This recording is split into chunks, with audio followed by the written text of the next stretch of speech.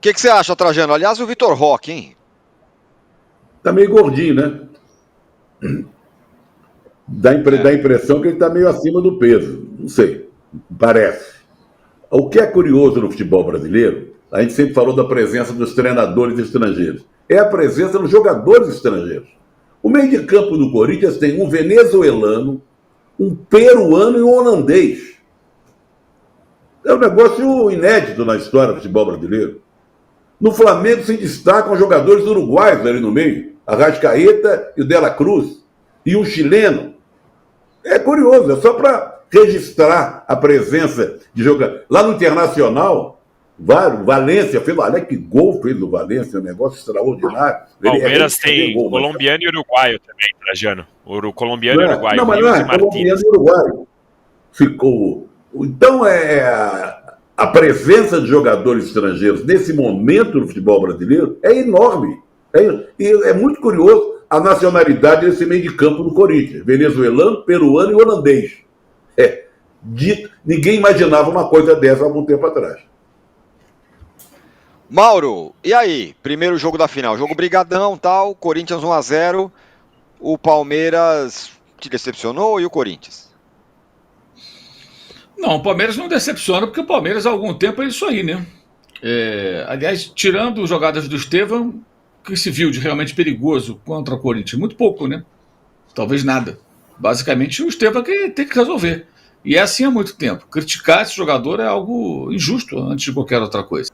Né? Mas o roteiro do jogo não poderia ser outro. O Corinthians deu um chute no gol e venceu a partida. Mas era óbvio que ia ser assim. Depois de mais uma vergonhosa eliminação na fase preliminar da Libertadores, é evidente que o Corinthians jogaria dessa forma, se defendendo. Não foi capaz de impedir que o Palmeiras criasse chances de gol, chances claras, elas foram criadas, mas pararam no Hugo e até no Mateuzinho. E numa boa jogada do Yuri, eu acho que o passe do Mendes menos, né? Jogada mais do Yuri, ele recebe a bola, ele tem uma marcação dupla, né? Eu não gostei do comportamento do Mikael, acho que ele foi dando o lado para ele bater com a direita, ele veio trazendo para ter ângulo para o chute, ele tinha que ter travado esse chute. O zagueiro ali mais rápido, e na hora que ele engatilha o chute, o cara põe a perna no caminho e bloqueia aquele chute. E não aconteceu. E o Everton, sem dúvida alguma, ele aceita uma bola que um goleiro do nível dele normalmente defenderia. É aquela velha história, seria uma grande defesa se a fizesse. Mas não fez, então fica deixando a desejar, porque é um goleiro de alto nível, então normalmente defenderia essa bola.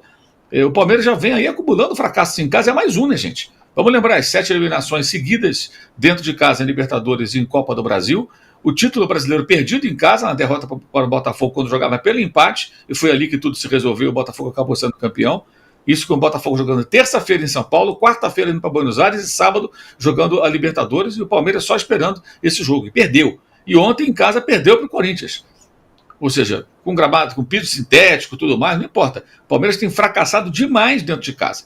Esse é um ponto que eu acho que os palmeirenses não estão se atentando tanto. Vejo pouca gente falando sobre isso. São seguidos fracassos em casa.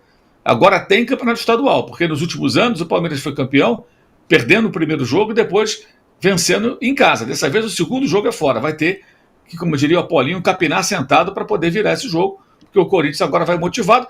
E o Corinthians, como diria o Flávio Prado, na sua especialidade, né? Ele sempre fala isso e cada vez fica claro. Esporte Clube Corinthians Paulista. Especialidade é a competição doméstica. Libertadores é um fiasco um atrás do outro. Competição internacional é um fiasco atrás do outro. Mas no Paulista o Corinthians é muito poderoso e demonstrou isso ontem. Ô Danilo, vou voltar com você ainda sobre o Palmeiras também, e depois eu passo mais Corinthians para o Juca. Sobre esses dois pontos. Primeiro, do que o Arnaldo falou, que o Palmeiras competiu pouco. E também Vitor Roque e tudo mais. E esse fato de estar perdendo, não tá sendo tão forte em casa, desculpa, isso também. Não tem sido muito forte em casa recentemente. Essa questão dos jogos, acho que o ano passado foi bem evidente, né? O Palmeiras perdeu do Botafogo em casa, na Copa do Brasil contra o Flamengo e mesmo contra o Botafogo, o Palmeiras fez até jogos, o Botafogo acho que menos, mas contra o Flamengo o Palmeiras foi bem na Copa do Brasil, mas acabou eliminado pelo que fez no jogo de ida. E contra o Botafogo, o Palmeiras acordou só no finalzinho, né? E foi eliminado também. os dois eliminados com merecimento, especialmente pelo jogo de ida, na minha opinião. E aí, no Botafogo, no Brasileirão, o Palmeiras perdeu e tem esse número. Ao mesmo tempo que tem o número do Mauro, né, o Palmeiras, como ele mesmo disse, tem a questão dos estaduais, que o Palmeiras já tinha venceu 3 vezes seguida em casa, inclusive com mata-mata, e também por o Palmeiras ter ficado muitas vezes nos últimos anos na Libertadores em primeiro, quando o Palmeiras cai, por exemplo, na semifinal para o Boca, ele já tinha jogado as oitavas e as quartas em casa também, né? Então, junto desse número das eliminações, o Palmeiras tem algumas classificações dentro de casa também. Eu acho que, de qualquer jeito, é um destaque, porque sempre nos chamou a atenção o fato de o Palmeiras ser um time muito difícil de ser batido. Não perdia do Corinthians no Allianz Parque, acho que desde 2019, se eu não me engano. E perdeu ontem, então é claro que chama a atenção o fato de o Palmeiras não ser mais tão forte quanto era em casa, talvez também quando a gente falava muito da diferença do sintético, hoje em dia isso tem feito menos. E sobre o Vitor Roque, que você perguntou, né? Eu não achei o Vitor Roque tão mal, não. Achei que ele se movimentou bem, não fez o gol, mas ele apareceu nesse lance que a gente estava vendo, no contrapé depois do Hugo de novo, e teve um lance de cabeçada. Ele é o cara que vai finalizar a jogada, ele não é um cara que vai pegar, vai criar lá de trás, ele precisa receber algumas bolas e para isso ele precisa se movimentar. E do campo deu para ver que ele está se movimentando bem. Pelo menos do campo também, ontem eu vi o jogo, não me parecia que ele estava fora de forma, acima do peso. Pelo contrário, estava correndo, teve uma disparada, esse lance que ele acabou sendo até um pouco fominha na hora de finalizar, ele disparou e ganhou na corrida de todo mundo pela esquerda ali, chegou e chutou na rede pelo lado de fora. Eu acho que o Vitor Roque está se adaptando, eu vou muito na linha do que disse o Arnaldo em relação ao time em formação. Como a diretoria do Palmeiras demorou para conseguir concretizar essa contratação, a adaptação do jogador vai ter um pouquinho mais de tempo, né? Não é que nem o Flamengo, que está com o mesmo elenco desde o começo, ou o próprio Corinthians também, que é o mesmo time do ano passado. O Palmeiras tem algumas mudanças. A gente vai olhar na formação do Palmeiras, o Emi Martínez chegou esse ano, chegou agora há pouco, o Vitor Roque chegou agora, o Mikael está fazendo seu 3º jogo.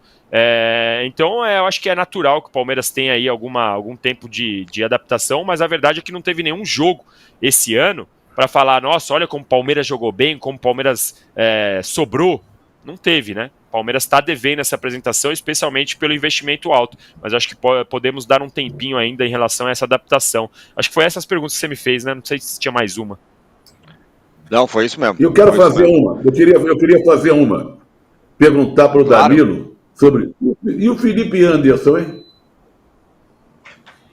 Felipe Anderson ontem, mas jogou mal. Entrou mal, contra o São Paulo entrou mal também. Ele não está conseguindo, assim, me chama a atenção o fato de ele estar errando lances tecnicamente, assim, não é que ele está fora de forma, fora de ritmo, não, tecnicamente, passes curtos, passes longos, chutes, não está muito mal. É estranho como um jogador tecnicamente tenha caído tanto.